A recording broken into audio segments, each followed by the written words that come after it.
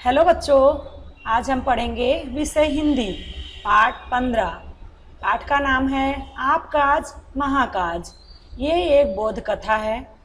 जो व्यक्ति अपना कार्य स्वयं करते हैं वे हानि नहीं उठाते हैं, परंतु एक दूसरे के भरोसे काम करने वाले को कभी लाभ नहीं होता है। कभी कभी तो वो कठिनाई में भी पहुंच जाते हैं।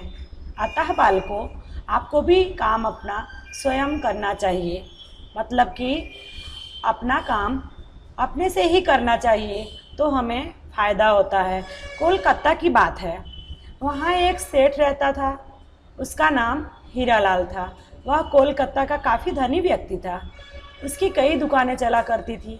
उन दुकानों पर अनेक व्यक्ति काम किया करते थे। सेठ हीरालाल के एक पुत्र भी था, उनका नाम था अटल। वह बहुत सुस्त व आलसी था। हीरालाल उसे दुकान का काम संभालने दुकान भेजता, परंतु वह स्वयं काम ना करके नौकरों से ही सारा काम करा लेता था। उसे काम करने में कोई रुचि नहीं थी।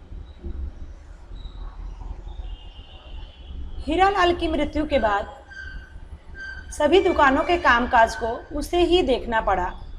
अनुभवहीन होने के कारण, अनुभवहीन मतलब उसको ज्ञान ना होने के कारण उसे काम संभालना नहीं आया, और अच्छी बिक्री होने के बाद भी जब साल के अंत में वही खाता देखा गया तो घाटा ही घाटा हुआ। अब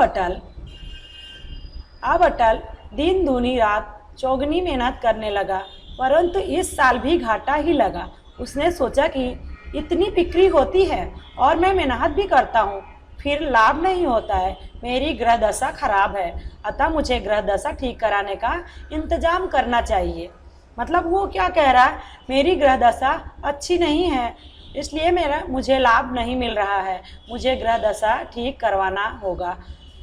अटल एक महान ज्योतिषी के पास गया और उसने अपने व्यापार का सारा हाल कहा। उसने यह भी कहा कि मुझे इससे छुटकारा दिलाने का उपाय बताएं, जिससे कि मुझे व्यापार में लाभ हो। ज्योतिषी अटल द्वारा बताई गई बात सुनकर सब समझ गए।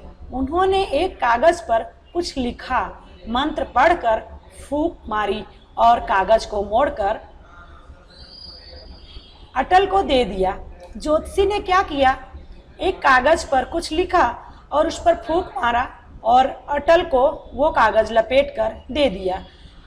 अटल ने कहा इस कागज के मंत्र को, उन्होंने कहा अटल के से इस कागज के मंत्र को कपड़े में बांधकर अपने दाहिनी हाथ में बांध लेना, फिर तुम अपना स्वयं काम करना, तुम्हें धन अवश्य प्राप्त होगा। एक साल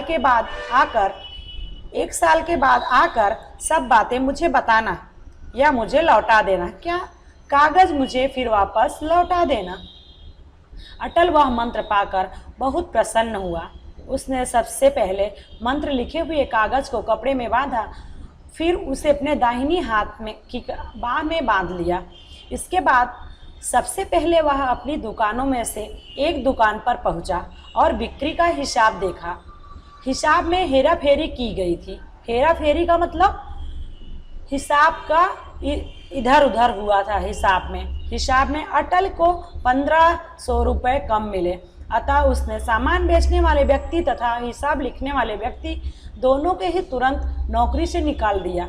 उसके स्थान पर 2 अन्य योग्य व्यक्तियों को नौकरी पर रख लिया। दुकानों का काम निपटाने के बाद अटल अचानक अपने माल के गोदाम पर पहुंचा।